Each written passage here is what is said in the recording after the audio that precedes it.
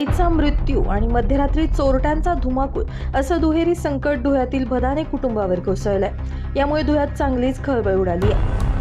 धुळ्यातील देवपुरातील मयूर कॉलनीत राहणाऱ्या गुलाब बदाने यांच्या आईचं निधन झाल्यानं बाजूलाच असणाऱ्या प्रोफेसर कॉलनीत बदाने कुटुंब अंत्यविधीला गेलं असताना चोरट्यांनी याच संधीचा फायदा घेत रात्रीच्या सुमारास घरात प्रवेश करत कपाटातील 9 तोळे सोनं, 2.5 किलो चांदी, लाखो रुपयाची रोकड आणि विदेशी चलनावर डल्ला मारत चोरी केली।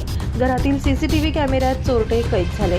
चोरीची माहिती मिळताच पोलीस प्रशासनानं घटनास्थळी दाखल होत तपासाला सुरुवात केली आहे। धुळ्यातील खासगी कंत्राटदार असणाऱ्या पृथ्वीराज बदाने यांच्या आईचं काल निधन झाल्यानं संपूर्ण कुटुंब बाजूलाच असणाऱ्या प्रोफेसर कॉलनीमध्ये अंत्यविधीसाठी गेलं होतं। मात्र अंत्यविधी करून सकाळी घरी परतल्यावर मयूर कॉलनीतील प्लॉट नंबर 9 मधील पृथ्वीराज बदाने यांच्या घराचा कडी-कोळंडा तुटलेला असल्यानं त्यांनी घरात जाऊन प्रवेश केला असता घरात चोरी झाल्याचं लक्षात आलं।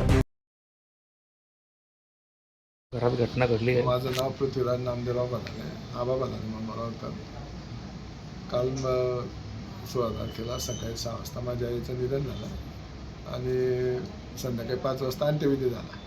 आणि आई आमची प्रोफेसर कॉलनीत प्लॉट नंबर 65 आमचं जुने घरी म्हणजे जिथं आमचा जन्म झाला तिथं राहत होते। आम्ही सगळे इकडे फॅमिली इथं होतो आणि रात्री ते घर लॉक होतं। आम्ही रात्री 10-11 वाजता पुरा तिकडून येऊन लागले होते लॉक करून।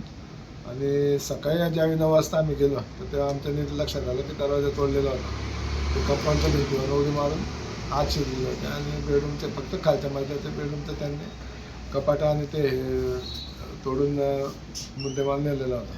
तर बाकी काही विषय म्हणजे जिचं मिसेसचं जे रेग्युलर रोज वापरण्याचं जे मंगळसूत्र, छोटं मंगळसूत्र, मोठं मंगळसूत्र आणि कानातले रिंगा आणि त्याचे वेल वगैरे असं होतं।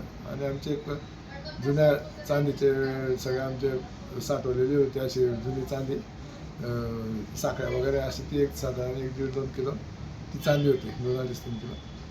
आणि रोख रक्कम होती एक साधारण 1 लाखाच्या आसपास असं। आणि एवढं साधारण दागिने जे आमचे साधारण 9 ते 10 तोळ्याचे दागिने, 2-2.5 याचं काय म्हणतात किलोचं, 2.5-3 किलोचं चांदी गेली नाही। परके चलन म्हणजे आम्ही ट्रिपला गेलेलो होतो एकदा फॉरेनला, तर त्याचे म्हणजे 2011चे, तर त्यावेळेचे ते डॉलरचे एक $5,000 पडलेले होते।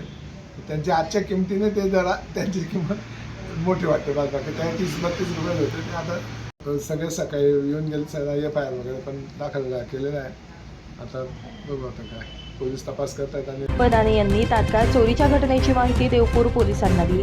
पोलिसांनी देखील तात्काळ श्वान पथक आणि फॉरेन्सिक पथकासह घटनास्थळी पोहोचत तपासाला सुरुवात केली आहे। चोरी करणारे चोरटे घरातील सीसीटीव्ही कॅमेऱ्यात कैद झाले। पोलिसांनी सीसीटीव्ही कॅमेऱ्याच्या माध्यमातून चोरट्यांचा शोध सुरू केला। एकीकडे आईचा मृत्यू यामुळे दुःखात असलेल्या बदाने कुटुंबांच्या घरावर चोरट्यांनी देखील चोरी केल्यानं दुहेरी संकट बदाने कुटुंबावर कोसळलंय। यामुळे अशा धक्कादायक चोरीच्या घटनेने धुळ्यात खळबळ उडाली आहे। धुळ्यात चोरट्यांची हिंमत वाढली असून मरण पावलेल्या कुटुंबांच्या घराला लक्ष्य करण्यात येत असल्यानं पोलिसांसमोर चोरट्यांना रोखण्याचं मोठं आव्हान निर्माण झालंय। Bureau report, Lumbini news, Dhule.